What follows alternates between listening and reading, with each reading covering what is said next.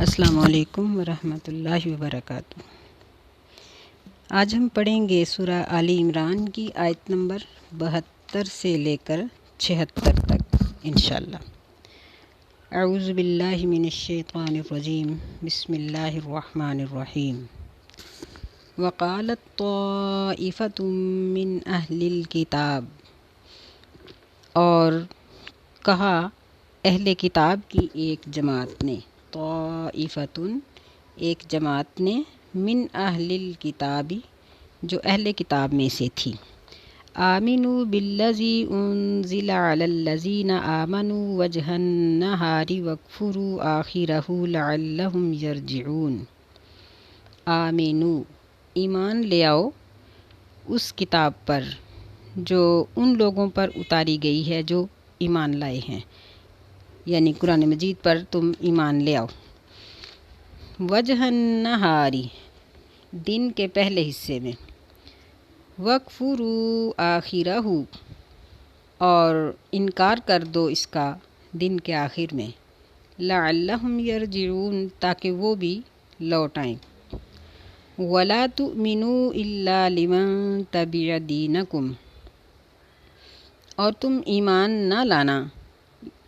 مگر اس شخص پر جو تمہارے دین کی پیروی کرے۔ قُلْ إِنَّ الْهُدَىٰ هُدَى اللَّهِ أَن يُؤْتَىٰ أَحَدٌ مِثْلَ مَا أُوتِیتُمْ کہہ دیجئے کہ بے شک ہدایت تو وہ ہے جو اللہ کی ہدایت ہے۔ أَن يُؤْتَىٰ أَحَدٌ مِثْلَ مَا أُوتِیتُمْ یہ کہ کوئی شخص بھی دیا جائے اس طرح کی کتاب، مثل ما اوتیتم جس طرح کی تم دیے گئے ہو، او یحاجوکم عند ربکم یا وہ جھگڑا کریں گے تم سے اس کے بارے میں تمہارے رب کے پاس۔ قل ان الفضل بید اللہ یؤتیہ من یشاء کہہ دیجئے کہ بے شک فضل تو اللہ کے ہاتھ میں ہے، وہ دیتا ہے جس کو چاہتا ہے۔ واللہ واسع علیم اور اللہ تعالیٰ بڑی وسعت والا علم رکھنے والا ہے۔ یختص برحمتہ من یشاء خاص کر لیتا ہے یا چن لیتا ہے وہ اپنی رحمت کے لیے جس کو چاہتا ہے۔ واللہ ذو الفضل العظیم اور اللہ تعالیٰ بڑا فضل کرنے والا ہے۔ ان آیات میں اللہ تعالیٰ نے یہودی اور عیسائی، خاص طور پر عیسائیوں کا تذکرہ ہو رہا ہے، ان کی کارروائیوں کا تذکرہ کیا ہے کہ یہ لوگ مسلمانوں کے خلاف کس کس طرح کی کارروائیاں کرتے تھے، کیسی کیسی کارستانیاں تھیں، کیا کیا ان کے پروگرام تھے، کیسی کیسی تدبیریں سوچتے تھے، کہ انہوں نے ایک ایسا گروہ تیار کیا جن کو یہ ہدایت کی کہ تم مسلمان ہو جاؤ لیکن جلدی ہی، جس طرح صبح مسلمان ہو کہ شام کو، یا مطلب بہت جلدی دوبارہ اپنے دین میں پلٹ آؤ۔ لعلہم یرجعون تاکہ وہ بھی لوٹ آئیں، یعنی تمہاری دیکھا دیکھی کوئی تو اپنا ایمان چھوڑے گا، اور اگر تم سے کوئی پوچھے گا کہ تم نے دوبارہ عیسائیت کیوں اختیار کی تو کہنا کہ ہم نے اس دین میں کوئی خیر نہیں دیکھی، اس کو قریب سے دیکھا ہے اور اس میں کوئی خیر نظر نہیں آئی۔ اللہ تعالیٰ نے ان کی یہ کارستانی جو تھی اس کو قرآن مجید میں ذکر کر دیا کہ یہ لوگ ایسا کرنا چاہتے ہیں، اور پھر انہوں نے اپنے ان لوگوں کو یہ تلقین بھی کی، وَلَا تُؤْمِنُوا إِلَّا لِمَن تَبِعَ دِینَکُمْ کہ تم اپنے دین پر مضبوط رہنا اور صرف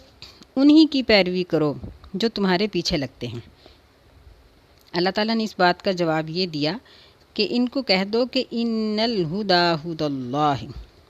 کہ بے شک ہدایت تو اصل میں وہ ہے جو اللہ تعالیٰ کی ہدایت ہے۔ عبارت کے اس حصے کو اگر ہم بریکٹ میں بند کر لیں تو پھر ہمیں اس آیت کے مفہوم کی اچھی سمجھ آ سکتی ہے کہ انہوں نے اپنے لوگوں کو یہ کہا کہ تم نہ ایمان لاؤ مگر اس شخص پر جو تمہارے دین کی پیروی کرے۔ آگے قل سے لے کر لفظ اللہ تک اس کو بریکٹ بند کر دیا جائے عبارت کو، تو اس سے اگلی عبارت کا ترجمہ ایسے ہوگا کہ یعنی اس میں یہ محذوف عبارت سمجھنی پڑے گی کہ یہ بات ممکن نہیں یا ہم اس بات کو پسند نہیں کرتے ان یؤتا احد مثل ما اوتیتم، کہ جس طرح تمہیں تورات انجیل دی گئی ہے اس طرح کسی اور کو بھی کتاب دے دی جائے، یعنی ہم اس بات کو برداشت نہیں کرتے یا پھر ہم تسلیم نہیں کر سکتے کہ ہمارے سوا یہ کتاب کسی اور کو بھی دی جائے۔ او یحاجوکم عند ربکم، یعنی ان کی تیسری تدبیر یہ تھی کہ یہ لوگ اللہ کے پاس جا کر جھگڑا کریں گے اور کہیں گے کہ ہم نے قرآن مجید کو سمجھا ہی نہیں تھا، اگر سمجھ جاتے تو مسلمان ہو جاتے۔ اللہ تعالیٰ نے ان کی یہ چھپی ہوئی باتوں کو ذکر کر دیا۔ اب یہ جو ہم نے اوپر عبارت بریکٹ میں رکھی تھی، ان الہدا ہدی اللہ، اس کو ہم یہاں قل کے ساتھ ملا کر پڑھیں، کیونکہ ہماری زبان تھوڑی سی ٹیڑھی میڑھی ہے، عربی زبان فصاحت والی اور بالکل درست ہے، تو ہم اپنی زبان کے مطابق اس کو سمجھنے کے لیے اس کو اس کے ساتھ ملا کر پڑھتے ہیں کہ اللہ تعالیٰ نے یہ کہا کہ آپ کہہ دیجئے کہ ہدایت تو اصل وہ ہے جو اللہ کی ہے،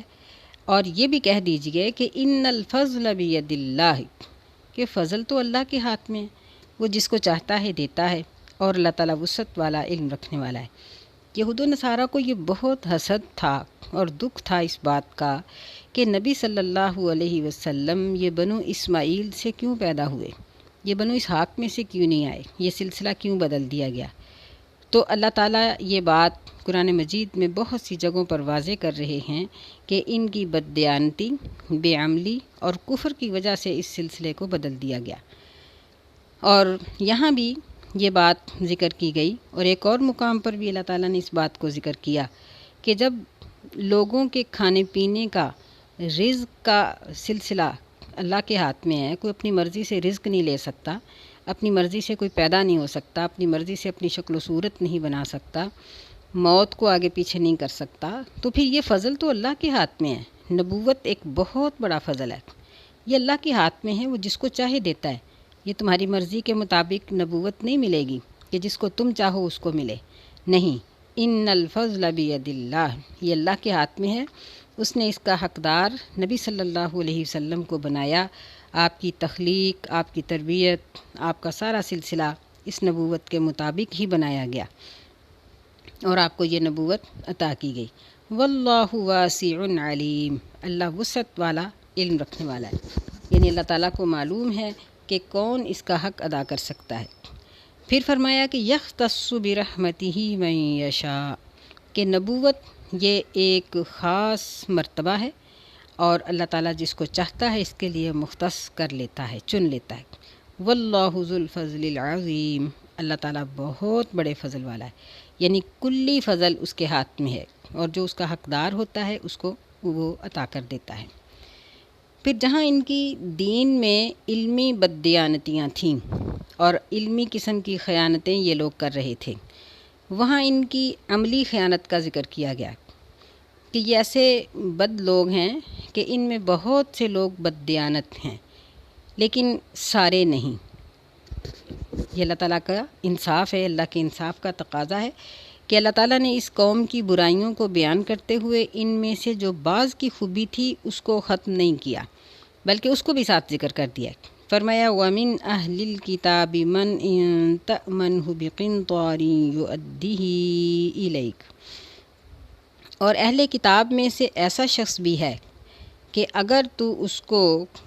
امانت دے دے، بِقِنْطَارٍ، ایک خزانہ بھی، يُؤَدِّهِ إِلَيْكَ، تو وہ تیری طرف لوٹا دے گا۔ یعنی بڑے بڑے امانت دار لوگ بھی موجود ہیں، اور امانت دار جس طرح عملی طور پر ہیں، اس طرح علمی طور پہ بھی ہیں کہ انہوں نے اپنے علم کی علامت کو بھی، امانت کو بھی ادا کیا اور لوگوں کو صحیح مسائل بتا دیے۔ یؤدیہ الیک، اس کو لوٹا دے گا۔ ومنہم من ان تأمنہ بدینار لا یؤدیہ الیک الا ما دمت علیہ قائما، اور ان میں سے ایسا شخص بھی ہے کہ اگر تو اس کو ایک دینار بھی امانت دے دے، ان تأمنہ، اگر تو اس کو امانت دے دے ایک دینار بھی، لا یؤدیہ الیک، تو وہ اس کو تیری طرف نہیں لوٹائے گا۔ یعنی جو کسی انسان کی امانت لوٹانے والا نہیں، وہ اللہ تعالیٰ کے جو علم کی ایمانت اس کے سینے میں موجود ہے، اللہ نے اس کو دی ہے وہ ایمانت، وہ اس کو کیسے ادا کرے گا؟ الا ما دمت علیہ قائما، مگر یہ کہ تم اس کے سر پر کھڑے رہو۔ ذالک بانہم قالوا لیس علینا فی الامیین سبیل، اس کی وجہ یہ ہے بانہم قالوا، کہ بے شک انہوں نے کہا کہ لیس علینا، نہیں ہے ہمارے لیے امیین ان پڑھ لوگوں کے دین میں کوئی راستہ۔ عرب لوگ امی کہلاتے تھے، امیین اس کی جمع ہے، تو یہ کہتے تھے کہ امیوں میں جو نبی آیا ہے، امیین میں جو نبی آیا ہے، ہمیں اس کی کوئی ضرورت نہیں، ہمیں اس دین کے اندر اپنے لیے کوئی راہ نظر نہیں آتی۔ وَيَقُولُونَ عَلَى اللَّهِ الْكَذِبَ، اور وہ اللہ تعالیٰ کے بارے میں جھوٹ کہتے ہیں، وَهُمْ يَعْلَمُونَ، اور وہ جانتے ہیں، یعنی حقیقت کو جاننے کے باوجود، نبی صلی اللہ علیہ وسلم کی حقیقت کو پہچاننے کے باوجود یہ لوگ جھوٹ بولتے ہیں اور آپ کی نبوت کا انکار کرتے ہیں، حالانکہ یہ آپ کو بہت اچھی طرح سے جانتے ہیں۔ پھر اللہ تعالیٰ نے آگے تاکیداً یہ کہا، بلا من اوفا بعہدہ واتقی، کیوں نہیں جو شخص پورا کرے اپنے عہد کو، واتقی، اور پرہیزگاری کرے، فإن اللہ یحب المتقین، پس بے شک اللہ تعالیٰ متقین لوگوں کو پسند کرتا ہے۔ یعنی جہاں عام عہد کی پابندی کا حکم دیا گیا ہے، وہاں دین کے عہد کی پابندی کا بھی ذکر کیا گیا۔ ہم مسلمانوں کے لیے ان آیات میں بہت بڑا سبق ہے کہ اللہ تعالیٰ ان کی تعریف فرما رہا ہے جو ایمانت دار ہیں۔ جو لوگ ایمانت میں خیانت کرتے ہیں ان کی تعریف نہیں کرتا۔ نبی علیہ السلام سے پوچھا گیا کہ اگر ایک شخص کے پاس کسی دوسرے نے ایمانت رکھی ہے اور وہ خیانت کر لے، تو جوابی طور پر جس کی خیانت کی گئی تھی وہ اس کے مال میں سے خیانت کر سکتا ہے؟ یوں بھی ہوتا ہے نا کہ بعض اوقات اس کا مال اس کے پاس ہے، اس کا مال اس کے پاس ہے، ایک نے خیانت کی تو بدلے میں دوسرا بھی خیانت کر لے۔ آپ نے فرمایا کہ نہیں، وہ بدلے میں خیانت نہ کرے۔ اسلام نے خیانت کو منافقت کی علامت قرار دیا ہے، اور عہد شکنی کو بھی منافقت کی 4 علامتوں میں سے ایک علامت قرار دیا ہے، اور ہم لوگوں کو اس بات کی تلقین کی ہے کہ ہم ایمانت کو ادا کریں اور عہد کو پورا کریں۔ سب سے پہلی ایمانت ہمارے پاس قرآن و حدیث ہے، اللہ تعالیٰ کا دین ہے، کہ اس کے مسائل کو ہم کما حقہ سچا بیان کریں اور سچائی کے ساتھ اس پر عمل کریں۔ اور سب سے پہلا عہد ہمارے پاس اللہ کا عہد ہے، کہ جب اللہ نے فرمایا تھا کہ الست بربکم، یہ پوچھا تھا ہم سے کیا میں تمہارا رب نہیں ہوں، تو میں نے آپ سب نے اقرار کیا تھا کہ تو ہمارا رب ہے۔ تو پھر ہم دنیا میں آ کر جب اللہ تعالیٰ نے اپنے عہد کو یاد کرانے کے لیے انبیاء کو بھی بھیج دیا اور ہمیں سب کچھ بتا دیا گیا، تو پھر ہمیں حق حاصل نہیں کہ ہم دین کو چھوڑ کر، اللہ کو چھوڑ کر کسی اور کے دین یا کسی اور کو معبود بنا لیں۔ تو جو شخص لوگوں کے ساتھ عہد کی پابندی کرتا ہے وہ اللہ کے عہد کی بھی پابندی کرتا ہے۔ جو لوگوں کے ساتھ ایمانت داری سے پیش آتا ہے وہ دین میں بھی ایمانت دار ہے۔ یہاں ہمیں اس مسئلے کا ایک اور پہلو بھی نظر آ رہا ہے، وہ یہ ہے کہ بعض لوگ ایسے ہوتے ہیں جو کسی ایسے منصب پہ فائز ہیں کہ لوگ ان سے دین کے مسائل پوچھتے ہیں۔ اگر ایسا شخص کسی بھی موقع پر کسی ایمانت میں خیانت کرے یا عہد کی پابندی نہ کرے تو سمجھ لینا چاہیے کہ اگر اس نے یہ خیانت یا عہد کی خلاف ورزی جان بوجھ کر کی ہے، کوئی عذر نہیں تھا، جان بوجھ کر کی ہے، تو ایسا شخص دین کے معاملات میں بھی خیانت کرنے والا ہے۔ ایسے شخص سے مسئلہ نہیں پوچھنا چاہیے۔ اللہ تعالی ہمیں ایمانت دار بننے کی اور عہد کو پورا کرنے کی توفیق عطا فرمائے۔ آمین۔ السلام علیکم ورحمۃ اللہ وبرکاتہ۔